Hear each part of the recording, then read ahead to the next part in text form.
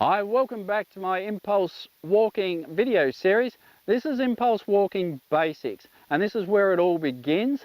And look, it really is basic. It's a very simple bridging technique. So there's nothing amazing about it. There's nothing difficult about it. It's very simple. But don't let that put you off, because it's life-saving for your dogs.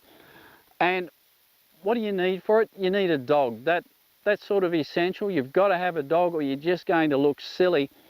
You need a lead, just a standard lead to start with, and then some longer leads or rope later on down the track. But to start with, just a standard lead. You need your dog to understand and know sit, down, and a stand is also good, and a stay. I recommend an auto stay. They're so much simpler.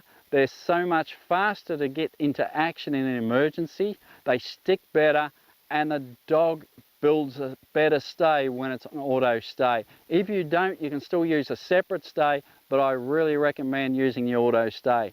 Apart from that, you just need a good attitude, a willingness to learn and to teach your dog, consistency and patience. This can be done and incorporated into almost anything. I hope you enjoy it. We'll see you in there. All right, so basic is just that. It's basic. It's very simple. And that's the beauty of this technique. It is simple. So we're walking with our dog. Start off in the backyard, slowly build up into more distraction areas when your dog's ready, not before.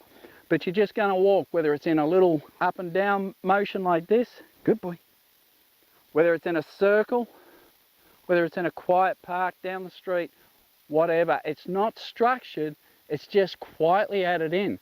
So it's almost hidden from your dog. Your dog doesn't see this as training. Koji, good boy.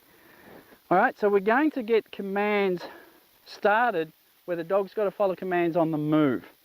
So something like a sit, which is very unnatural for a dog to do moving, and a down, which is a bit more natural. In emergency, always default to a down, but I teach a sit just in case you screw up and you go sit instead of down in a panic situation. So it's always handy to have. All right, also what's really important, you'll see with mine, is I have a built-in auto stay. And that means I only need one command. So in a panic, in an emergency, I've only got to say sit or down, and that's the end of it. The dog is automatically in a stay. Same with a stand. All right, so that's really important. All right, we'll get moving because it's really warm out here. With me. Good boy. All right, so all you're going to do is during your walk, you're just going to give the command. Now to start with, sit. Good. I'm going to help guide him up. And then I just continue to move away. So I'll slow right down as much as I need to, so the dog can go into a sit nice and comfortably. Eventually you just pick up the pace and the dog will sit as you're moving. Now what I'm doing is testing the auto stay. Pulling on the lead a little bit. The dog has to know the difference between leash pressure and a stay.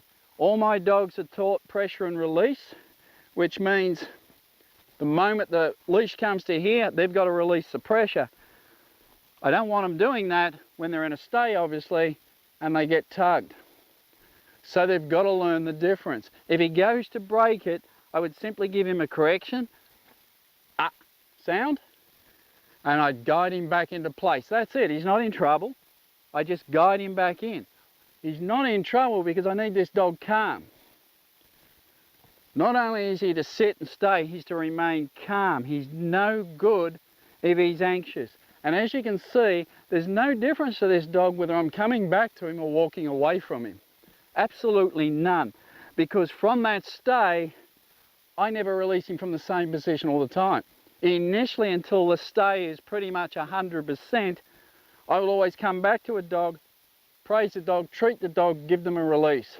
Then I begin to teach the dog to come out from a distance, and then I also come back in, treat them at the position, or simply ignore them and walk past. So the dog never knows when it's going to be released, and this is really important. If you're working around your dog, for instance, and you need that dog to be calm, it lets you work around them. Or if there are people around them, it lets them be calm. The other thing to do is start walking over your dog very carefully. Good. Let the dog know it's okay. Help keep the dog nice and calm. Dogs don't like us hovering over the top of them. They definitely don't like us stepping over them. So it's also important to know your dog. If your dog's jittery, step around, not over, until you get your dog calm. And then you do that a few times, and then off you go. Koji, with me? Yes, good boy. And then we add a down command. Koji, down. And again, I'll slow down and walk away slowly, which you can see just confuses him a little bit. What am I going to do? Am I going to change my mind? But I just do it slowly because I want them to go. If you try and push too fast, your dog will come with you. And then all I do again is test that auto stay against pressure and release. So the dog has it. And then again, very carefully, I step over the dog. Now, he's had a lot of calm training. He's had a lot of this training.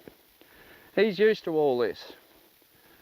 But when he wasn't, there'd be lots of reinforcement, lots of encouragement. Good boy. Yes. Good. That's a good boy. Lots of treats, which he doesn't want. Good. Good boy. Like I said, it's very hot out here, and he doesn't want to be out here in the full sun. And we're just doing this. So like I said, lots of reinforcement until your dog's calm. Know your dog. All right, I will say it again, know your dog. If your dog is going to risky and it's jumping, getting panicky, don't be stepping over your dog. Just go around. This is distracting enough till they get used to it. And then gradually build that in. Take your time, it's worth the effort. And then we would go again and we just keep rinsing and repeating, rinsing and repeating. We just keep doing it. And we do it day after day, week after week, month after month, until we get several weeks of our dog doing all of this 100% of the time without missing a beat. And then we start moving on to the next level. I hope this helps. We'll see you then.